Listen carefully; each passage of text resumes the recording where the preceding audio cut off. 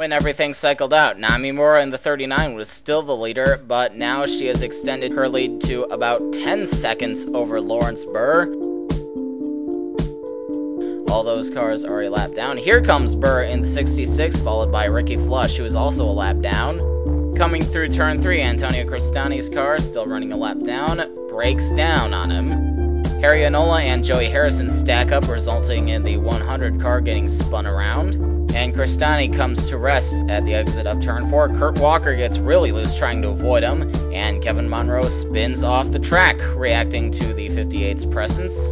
Kevin Monroe would then have to pit for repairs and fell a lap down. Lawrence Burr, after running second for most of the race, runs into some problems with the lapped car of Dale Underwood.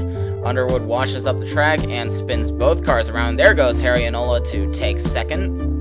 Burr would have to take his car to the pits for repairs and lost a lap as a result. Tough break for him. Andy Pearson gets into yet another accident. He tries to avoid Joseph Howard and in doing so runs into the 64 of Bobby Porteau, and then he gets hit by Joey Harrison. Bobby Porteau would take his car to the pit lane for repairs and lost a lap. Then the Harrison duo, Joey and Amy Harrison, would get together. Joey, in the same fashion as Namimura on the first lap, punts Amy into the wall and out of the race after jumping a curb. Just like the lap 1 wreck, officials ruled this as a racing incident. Joey Harrison, after running up in the top 10 all day, had to pit for repairs and went a lap down. Coming into the S's, Monroe's car breaks down on him in the same fashion as Antonio Cristani. It's been a terrible day for M&J Racing so far. Monroe, Bobby Porteau, and Lawrence Burr are all a lap down. Brenda Riggs crashed out, and Taylor Brillin blew her engine. Closing in on 15 laps to go, Namimura kicks off the second and final round of pit stops. She had built up a 24-second lead over Harry Enola. Harry Enola, to the surprise of the fans, stayed out for about 5 laps longer than Mura. That green speck is the 39 car, running about 5 seconds behind the 159. It's almost certain that Enola isn't gambling, at least I hope he isn't, because there's no way he could make it on just one pit stop. But then the strangest thing happened. After dominating the race, Namimura's engine blows up on her. Very reminiscent to how Lance Andrews blew his engine at Decatur last year when he held a commanding lead over Tristan Roberts. This was a huge heartbreak for Namimura and the 39 team. This was easily their best performance of the year, but this meant that Enola and the rest of the leaders now had a shot at winning this race. Enola made his pit stop after the 39 blew up, but before that, Kevin Monroe, while running side by side with Leslie Riggs, jumps a curb, takes both cars hard into the wall. Leslie Riggs goes onto her roof. Here comes Lucas Hunter in the 01. He clips the 50 car and spins his car off into the grass. The safety workers were the most concerned with Leslie Riggs since she suffered a concussion at Daytona, but Riggs was okay along with Monroe and Hunter.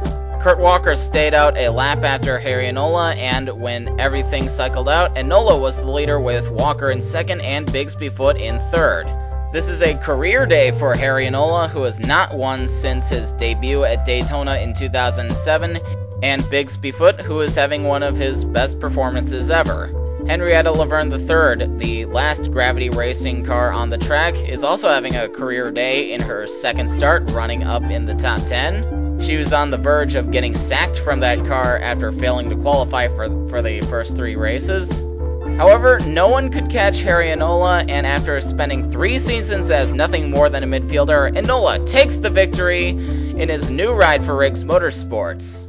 Here are your top 5 finishers. I would also like to point out that Harry Enola was the last remaining Riggs Motorsports car on the track.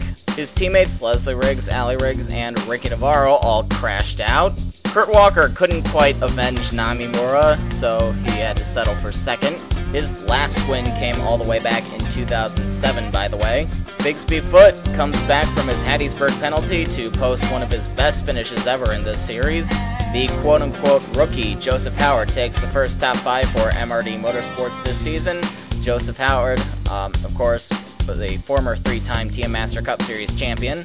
And Jason Bates continues his so far excellent 2010 campaign with 5th. And now for the top 5 in points. Scott Morales takes the lead back from Kevin Monroe. Bobby Porteau is second, 10 points back.